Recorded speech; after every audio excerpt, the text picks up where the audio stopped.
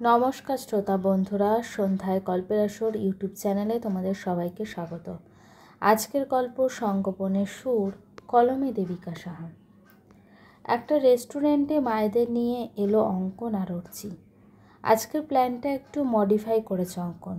এই যেমন এখন এই রেস্টুরেন্টে দুপুরে খাবারটা সবাই মিলে খেয়ে তারপর নন্দন একটা মুভি দেখতে যাওয়া। মুভি দেখা কমপ্লিট করে অঙ্কনদের বাড়ির কাছে একটা পার্কে বিকেলবেলাটায় সবাই মিলে ঘুরে তারপর সন্ধ্যার দিকে যে যার বাড়ি ফিরে যাওয়া। আপাতত প্ল্যান এরকমই আছে।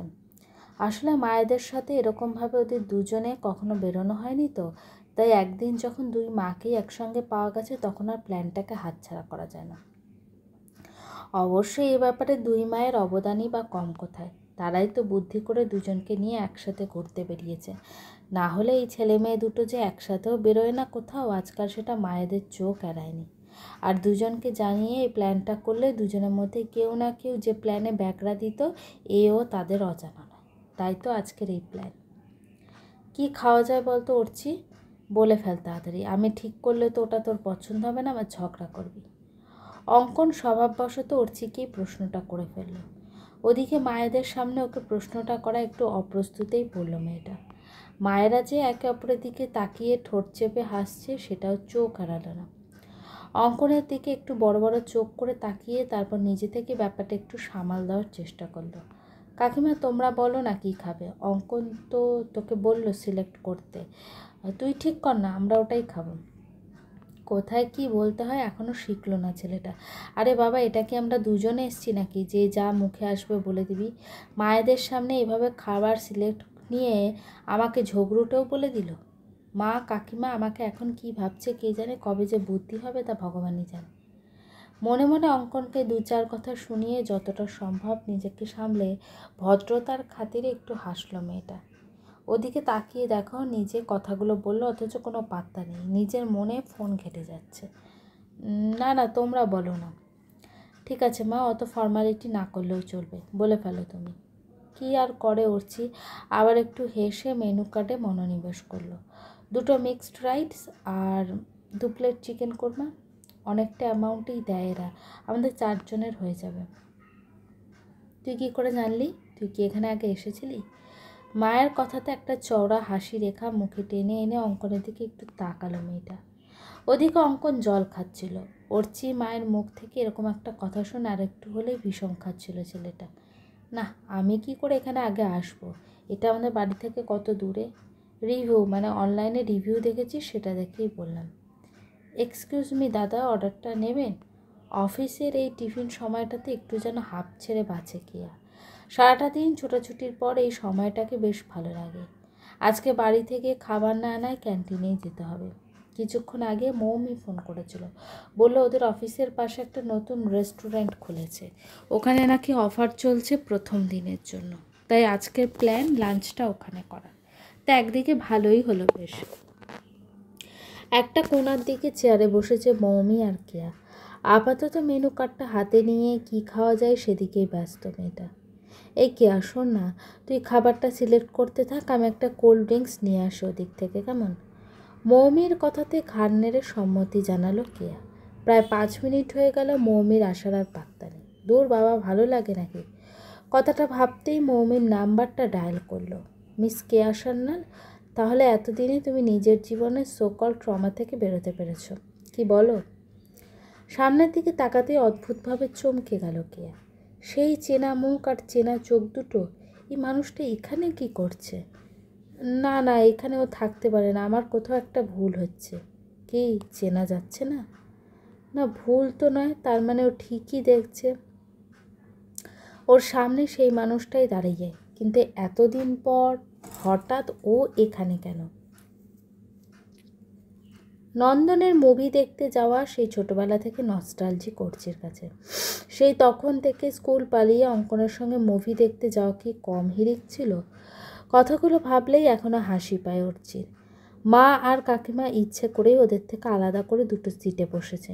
ওনারা ইচ্ছে করেই ছেলে মেয়ে দুটোকে পাশাপাশি বসতে দিয়েছে। মুভির প্ল্যানিংটা কিন্তু খুব ভালো। এটা শুনে তাও ভালো লাগলো যে আমার করা কোনো প্ল্যান তোর ভালো লেগেছে। অঙ্কনের কথা যে একটা বিদ্রূপের ছোঁয়া আছে সেটা ভালোই বুঝলো অর্চি। খুব রাগ বল আমার ওপর। কেন, তোর কি কিছু কম রাগ আছে অর্চি? আরে তুই এইভাবে কথায় কথায় ঝগড়া কেন করছিস অর্চি? কেন, ঝগড়া কি একা তুই করতে পারিস? অঙ্কন, এরকম মেয়েদের মতো পা লাগিয়ে ঝগড়া কেন করছিস? ও, তার মানে মেয়েরা ঝগড়াতে এক্সপার্ট, এটা তুই স্বীকার করছিস তাহলে? ধুর বাবা, আমি আর কথাই বলবো না। এরপর দুপক্ষই কিছুক্ষণ চুপচাপ রইল। কিছুক্ষণ বাদে পপকর্নের প্যাকেটটা অর্চির দিকে এগিয়ে দিল অঙ্কন। পপকর্ন নিলে খুশি হব। Thank you. কথাটা বলে পপকর্নটা নিয়ে আবার মুভি দেখায় মনোনিবেশ করলো অর্চি। থ্যাংক ইউ শোনার জন্য আমি দিইনি ওটা। আমি তো আবার কথায় কথায় ঝগড়া করি, তাই বেশি কথা না বলাই ভালো আমার সাথে। চুপচাপ মুভি দেখ। মেয়েদের যে কখন রাগ হয় আর কখন অভিমান আর কখন মন ভালো হয়ে যায় সেটাই বোঝা মুশকিল। এই কি মন নাকি ওয়েদার রিপোর্ট? এই রোদ তো এই বৃষ্টি। কথাগুলো মনে মনে ভেবে নিয়ে একটা পপকর্ন মুখে তুলে আপাতত মুভিটাতেই কনসেন্ট্রেট করলো অঙ্কন। আজকের সন্ধ্যেতে বুটিক যাওয়ার কোনো প্ল্যান ছিল না অঙ্কনের, কিন্তু যেতেই হলো এক প্রকার বাধ্য হয়ে। অঙ্কনের ছোটোবেলার এক বন্ধু এসেছে ওর সাথে দেখা করতে, সে বুটিকে অপেক্ষা করছে।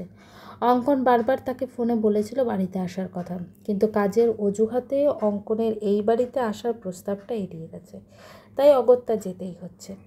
একদিকে ভালোই হবে, বুটিকে গেলে সবার সাথে দেখাও হয়ে যাবে, কাজকর্ম কেমন চলছে আজকে সেই হিসাবটাও নেওয়া যাবে।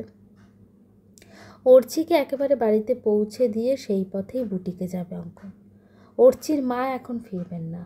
অঙ্কনের মায়ের সঙ্গে কী সব দরকার আছে, তাই এ বাড়িতেই থাকবেন আরও বেশ কিছুক্ষণ। অর্চির সন্ধ্যাবেলায় টিউশন পড়ানো আছে, তাই ফিরতেই হবে ওকে, নয়তো তমালিকা দেবী মানে অঙ্কনের মা বারবার অর্চিকে বলছিলেন থেকে যাওয়ার কথা। আমি একা একাই চলে যেতে পারবো, সেটা আমি জানি। আর শোন, আমি ওদিকটা হয়েই যাব। কেন, হঠাৎ করে ঘুরে যেতে যাবি কেন? তোর দেরি হয়ে যাবে। সেসব নিয়ে তোকে না ভাবলেও চলবে, চুপচাপ বাইকে বসতো। এরপর আর কোনো কথা বলল না অর্চি, ইচ্ছে করেই বলল না। অঙ্কন ওকে বাড়িতে পৌঁছে দিয়ে আসবে, কথাটা শুনেই মনটা ভালো হয়ে গেছিল মেয়েটার। আর সকাল থেকেই বেশ ভালো লাগছে, একদম যেন সেই প্রথম দিনটার মতো লাগছে, সবে সবে প্রেমে পড়ার সেই রোমাঞ্চকর মুহূর্তগুলো। কিন্তু এগুলো শুধু আজকের দিনটার জন্য নয় তো? এরপর অঙ্কন আবার ব্যস্ত হয়ে যাবে না তো? কথাগুলো ভাবতেই আশঙ্কার একটা কালো আভাস নেমে এলো মনে। কিরে ওঠ, দেরি হচ্ছে তো। আপাতত অঙ্কনের তাড়াহুড়োতে ভাবনার জগৎ থেকে বেরিয়ে এলো মেয়েটা। নিজের ঘরে এসে চুপচাপ বসে আছে মেয়েটা। আজকে দুপুরে ঘটনাটা কিছুতেই মাথা থেকে বের করতে পারছে না। তাড়াতাড়ি ওই রেস্টুরেন্ট থেকে ফিরে এসে আর অফিস থাকেনি কি আর, শরীর খারাপ বলে তাড়াতাড়ি চলে এসেছে। এভাবে না খেয়ে রেস্টুরেন্ট থেকে চলে আসা, তারপর আবার অফিস থেকেও বেরিয়ে আসা, সব ব্যাপারটা নিয়ে বেশ খটকা লাগছিল মৌমির। কিন্তু কেয়াকে জিজ্ঞেস করায় সেরকম কোনো উত্তর পায়নি। এক প্রকার জোর করেই অফিস থেকে বেরিয়ে এসেছে কেয়া। মাথাটা কেমন যেন দপদপ করছে। সত্যি সে এসেছিল, কিন্তু কেন? এতগুলো মাস পর আবার কেন? মাস কোথায়, বছরও ঘুরে গেল। উফ, আর ভাবতে পারছে না কেয়া। ওর কি নতুন করে শুরু করার কোনো অধিকার নেই? নিজের রুমে ঢুকে সামনের চেয়ারে একজনকে বসে থাকতে দেখে অবাক হওয়ার সঙ্গে সঙ্গে খুশিটাই বেশি হলো অঙ্কন। What happen bro? Mister Rohit Bhattacharya হঠাৎ আমার দরবারে? মানে আমি ঠিক দেখছি তো? ঠিকই দেখছিস। বল, কেমন আছিস? সে তো আমি বিন্দাস আছি, কিন্তু তোর খবরটা কি বলতো? এরকম গম্ভীর হয়ে গেছিস, কীরকম একটা ভাব নিয়ে আছিস বেটা, কী ব্যাপার তোর? অঙ্কনের কথা একটু হাসলো রোহিত বলে ছেলেটা। আমি তোর এখানে একটা দরকারে এসেছি, বলতে পারিস নিজের দরকারে এসেছি, এতদিন বাদে স্বার্থপরের মতো। না হলে আসতাম না। আমার একটা ইনফরমেশন চাই অঙ্কন, আর সেটা তুই আমাকে দিতে পারবি। রোহিত যে কথাগুলো বেশ সিরিয়াসলিই বলছে সেটা বেশ ভালোভাবেই বুঝতে পারল অঙ্কন। একটু হেসে পরিবেশটাকে হালকা করার জন্য কয়েকটা কথা সাজিয়ে বলল, আচ্ছা আচ্ছা বেশ, সব শুনবো। আগে দাঁড়া তো, 2 কাপ কফি বলি সুদিন দেখো। 2 কাপ কফি বলে তারপর রোহিতের দিকে তাকালো। এবার বলতো কী হয়েছে? আমার তোর থেকে একটা হেল্প চাই অঙ্কন। আমি জানি পারলে তুই পারবি আমাকে এই উপকারটা করতে। আচ্ছা বল, আমি আমার সাধ্যমতো চেষ্টা করব। আমার একজনের ডিটেলস চাই। তোর এখানেই জব করে সে, আজকে আমি নিজে তাকে দেখেছি এখানে ঢুকতে। আরে বাবা, এখানে তো প্রচুর কাস্টমারেরও যাতায়াত আছে। তুই যার কথা বলছিস সে যে এখানেই কাজ করে, এই ব্যাপারে তুই শিওর হলি কী করে? আমি ওকে ফলো করেছিলাম, এখানে ঢুকতে দেখে আমি সিকিউরিটি গার্ডের থেকে জানতে পারি যে এখানেই জব করে সে। যদিও কাউকে ফলো করা ব্যাপারটা মোটেও ঠিক নয়, কিন্তু আমার কিছু করার ছিল না, অন্যায় জেনেও আমি কাজটা করেছি। আচ্ছা বুঝলাম, কার খোঁজ চাইছিস একটু বলবি? কে সে যার জন্য আমার বন্ধু এভাবে হন্য হয়ে ঘুরছে? অঙ্কনের প্রশ্নটাতে একটু চুপ করে থাকলো রোহিত। তারপর একটা দীর্ঘ নিঃশ্বাস নিয়ে উত্তর দিল, কেয়া। কেয়া সান্যাল। আমি কেয়া সান্যালকে খুঁজছি। একটু ভ্রু কুচকে রোহিতের দিকে তাকালো অঙ্কন। কেয়া? ও তো নতুন জয়েন করেছে এখানে, কয়েকদিন হলো। কিন্তু তুই হঠাৎ ওর খোঁজ কেন করছিস? আর তুই ওকে চিনিস? C was my wife. 1.5 বছর হয়েছে আমাদের ডিভোর্স হয়ে গেছে। ঘড়ির কাঁটা জানান দিচ্ছে রাত এখন 12টা। অঙ্কনের চোখে এখনও ঘুম নেই, আজ মনে হয় না ঘুম আর আসবেও না। কিছু কিছু সময় মনের দোলাচল এমন হয় যা শরীরে বিষণ্ণতাকেও ছাপিয়ে যায়। সন্ধ্যাবেলা রোহিতের বলা কথাগুলো বারবার কানে বাজছে অঙ্কনের। একটা সম্পর্কে তার সাথে জড়িয়ে থাকা মানুষ দুটোর এমন খারাপ পরিণতিও হতে পারে। শুধুমাত্র একটা শব্দ, সময়, ভীষণ ভয়ানক একটা শব্দ, যে কোনো সুন্দর জিনিসকে এক লহমায় শেষ করে দিতে পারে এই সময়। ভালোবাসায় সব পেরিয়ে গেছে, পূর্ণতার আর কিছুই পায়নি। শূন্যতার মতো বোকা বোকা কথা যে আর কিচ্ছু হয় না। একটা সম্পর্ককে সুন্দর করে শুরু করা যতটা সহজ, তার থেকে অনেক বেশি কঠিন ওই সম্পর্কটাকে টিকিয়ে রাখা। অর্চির মনে হয় একটা কথা ঠিকই বলে, যে কোনো ছোটোখাটো বিষয়ে একে অপরের সঙ্গে কথা বলাটা খুব জরুরি। হয়তো সত্যিই ব্যাপারটা কথা বলা বা শেয়ার করার মতো কোনো বিষয় না, তবুও কথা বলাটা জরুরি।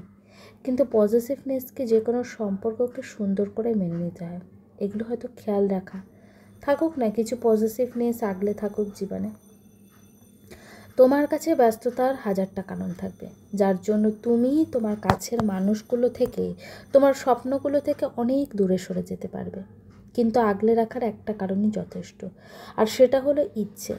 ব্যস্ততাকে দূরে সরিয়ে রেখে সম্পর্কগুলোকে, স্বপ্নগুলোকে আগলে রাখতে শেখো। স্বপ্ন দিয়ে, ভালোবাসা দিয়ে। কি একটা ভেবে নিয়ে পাশে থাকা ফোনটা হাতে নিল অঙ্কন। অনেক কিছু শুরু করতে হবে একদম নতুন করে। অর্চির নাম্বারে একটা টেক্সট করলো, ঘুমিয়ে গেছিস? আমি কি চাইলেই নতুন করে শুরু করতে পারবো?